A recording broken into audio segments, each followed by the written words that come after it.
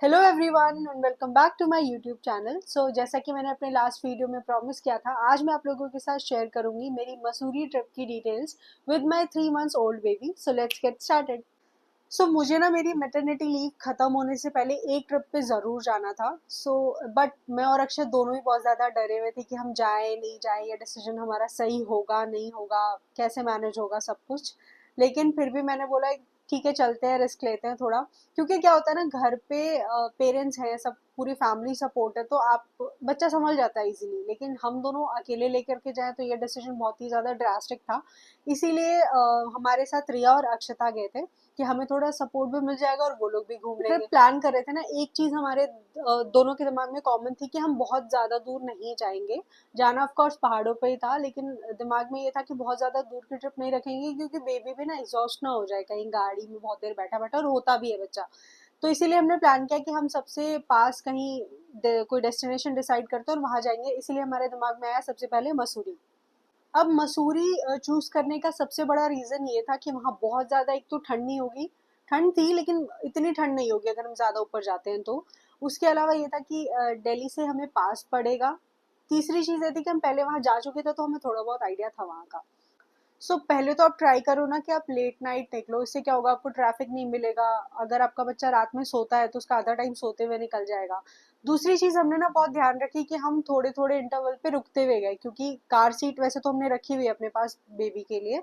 वो car seat में ही उसने काफी लंबा टाइम ट्रैवल भी किया, बट बच्चा उसमें भी थक जाता है, लेटे लेटे इरिटेट होने लगता है। तो अब बीच बीच में थोड़ा रुकते हुए जाओगे ना, उसको गाड़ी से बाहर निकालो, थोड़ा घुमाओ, तो वो भी फ्रेश फील करेगा।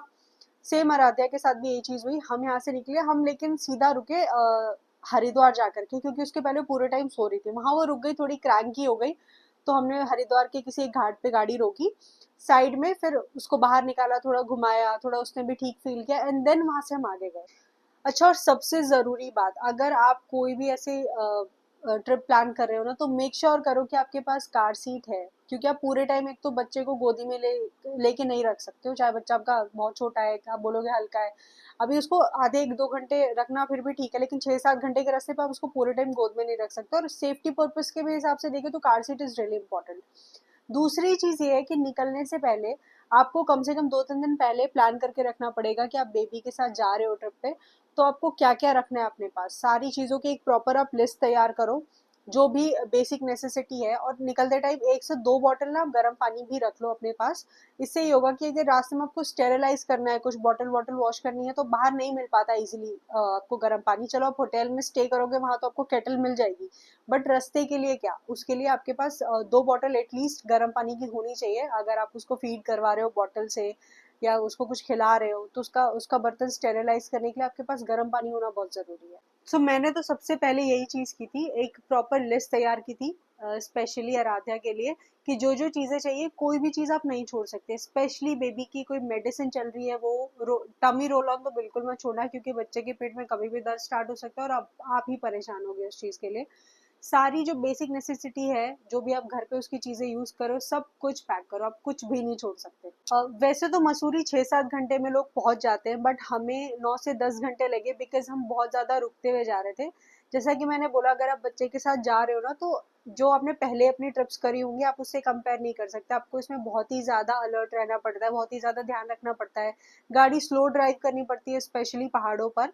तो हम काफी रुकते हुए गए, उसको घुमाते फिराते हुए गए, एंड देन जाके हम 9 या 10 घंटे बाद अपने डेस्टिनेशन पे पहुंचे, वहां पे होटल पे चेक इन किया। अगर आप 3-4 महीने जैसे छोटे बच्चे के साथ जा रहे हो ना ट्रिप पे, तो मैं आपको पर्सनली सजेस्ट करूंगी कि वहां जाके ट्रैक मत करने लगना। क्योंकि ये जो ट्रिप आप प्लान करोगे ना, ये बिल्कुल वैसी करना कि आप रिलैक्स कर सको वहां पे जाकर के। एक लॉन्ग ड्राइव भी हो गई, मौसम अच्छा है, एक रूम लो जिसमें बालकनी हो बढ़िया सी, और एंजॉय करो उस मोमेंट को। वहां पे जाके अगर आप बहुत ज्यादा ये करने लग जाओगे ना कि अरे ये भी देखना है वो भी देखना है, तो आप बहुत ज्यादा परेशान हो जाओगे, क्योंकि एक छोटा बच्चा भी होगा आपके साथ। तो ये ट्रिप पूरी ऐसी प्लान करो कि आप बिल्कुल रिलैक्स होकर के जाओ, अच्छे से एंजॉय करो, 1-2 दिन स्टे करो, फिर वैसे ही वापस आओ।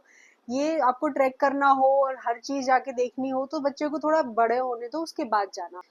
हाँ, बेबी के साथ ट्रिप करना इतना आसान नहीं होता, थोड़ा मुश्किल होता है। बट अगर आप वेल प्लान्ड हो, आपने सारी चीजें अच्छे से प्लानिंग करके रखी हुई है, थोड़ा सा वाइजली चलोगे तो आप भी बहुत अच्छे से एंजॉय कर पाओगे, आपका बेबी भी एंजॉय कर पाएगा। और सबसे लास्ट में ना मैं आपको बस एक ही टिप देना चाहूंगी कि बेबी के ना 2 बैग्स पैक करना। एक आप पीछे डिग्गी में रखना जो आपको होटल पे पहुंचने के बाद यूज करने की चीजें हैं, और एक उसका ना अर्जेंट बैग अपने पास रखना जो कि पीछे सीट पे अपने पास आगे रखना, जिसमें उसकी बेसिक चीजें होंगी जैसे कि डाइपर्स, ड्राई शीट, और अगर उसकी कोई बॉटल आप रख रहे हो अपने पास, अगर आपने ब्रेस्ट पंप रखा हुआ है वो, तो ऐसी बहुत छोटी छोटी चीजें जो कि आपको लगता है कि ट्रैवलिंग के टाइम पे रिक्वायर्ड होगी, तो वो चीजें आप अपने उसके एक छोटे बैग में सेपरेटली आगे ही रखना गाड़ी में, ताकि आपको बार बार जाके डिग्गी ना खोलनी पड़े छोटी छोटी चीजों के लिए। सो आज की वीडियो में बस इतना ही। अगर आपको कंटेंट अच्छा लगा हो तो लाइक एंड सब्सक्राइब करना ना भूलें। Thank you so much for watching. Bye bye.